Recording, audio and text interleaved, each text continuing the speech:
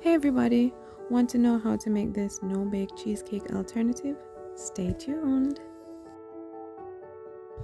First, I'm gonna start off by boiling some water. I'll be using this water to flash soak these cashew nuts.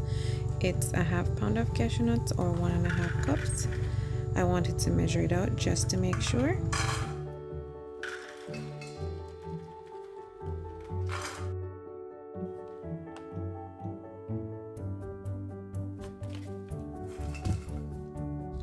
This is boiling hot water, so you want to make sure that whatever container you're using will be able to withstand the heat of the water.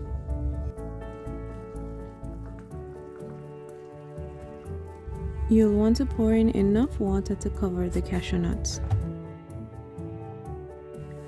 While the cashews are soaking, we're going to go ahead and make the crust, and we're using 1 cup of packed pitted dates and 1 cup of raw pecans.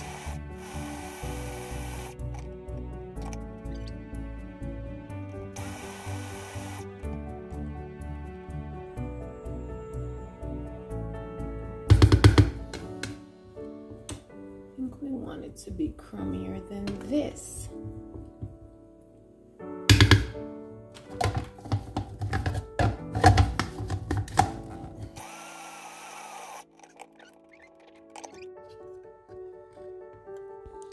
It's time to do a texture check, and this looks okay. It could have been processed a little bit more, but I think this is just fine. It's nice and sticky and it's staying together. I removed the dates from the processor, and now I'm gonna do the pecans. I'm gonna process them separately and then mix them together.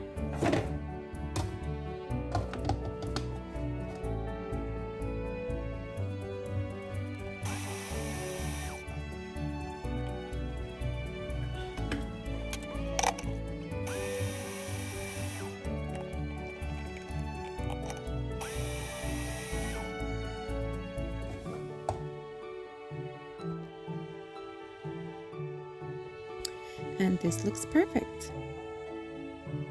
Now I'm adding in the dates that I previously processed, and we're gonna process them together just to get them blended in.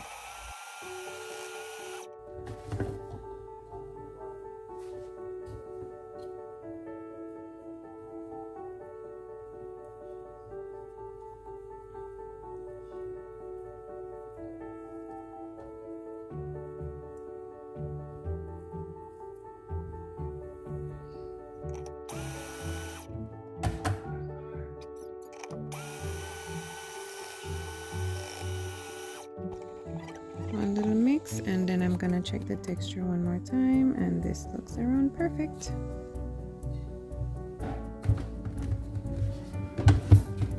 So it's time to put the crust down into the bakeware, and what I'm using are some rectangular 1 pound disposable foil tins. Now I'm going to add the crust to the pan, and I'm gonna use a different spoon to press that down so it can take shape and so that the crust can actually stick together. I'm using a clean spoon. If your spoon starts to stick, you can go ahead and wash it off, or you can just use another spoon. You also have the option, if you're using regular bakeware and you have multiple ones, you can use the bottom of the bakeware to just press down into the container, or you can use a spatula.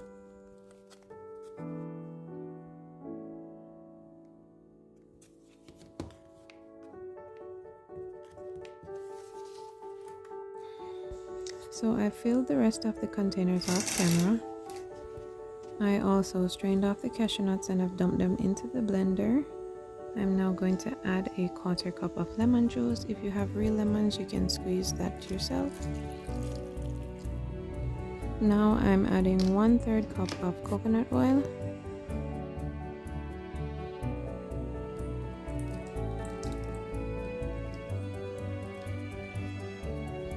And then we're going to follow that up with 2/3 of a cup of coconut milk.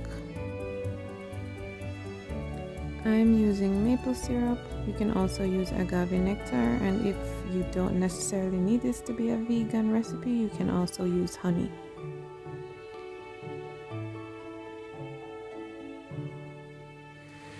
Now it's time to blend the mixture until it's super smooth.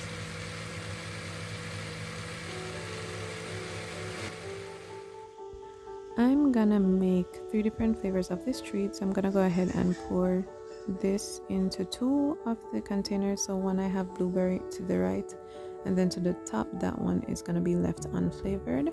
I put the peanut butter into the blender and whipped it around some more, and then I'm gonna pour this peanut butter one into the other 2 remaining containers.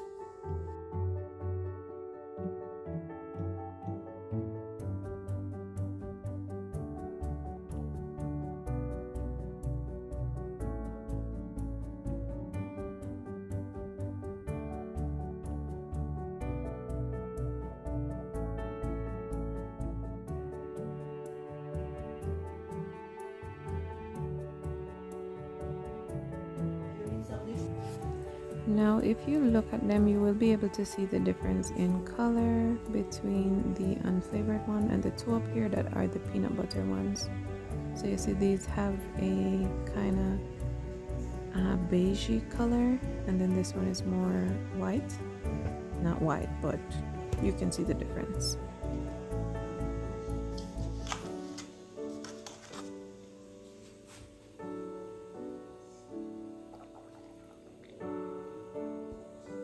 So what I did not tell you is that when I did the crusts, I had put them in the freezer while I was making the filling. So now I'm gonna pack these up, gonna put them in the freezer, gonna let them sit overnight. You can leave them for 4 to 6 hours if you're gonna eat them the same day, but I'm gonna let them stay overnight, and then I'm gonna have a little bonus footage for you afterwards. We're gonna make a coconut whipped cream. For the coconut whipped cream, you're gonna need a 14-ounce can of coconut milk. You're gonna leave that in the refrigerator overnight.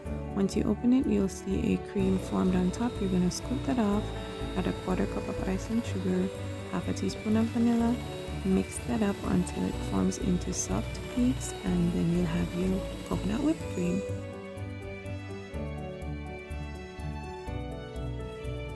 Thank you so much for spending this time with me, and until next time, bye!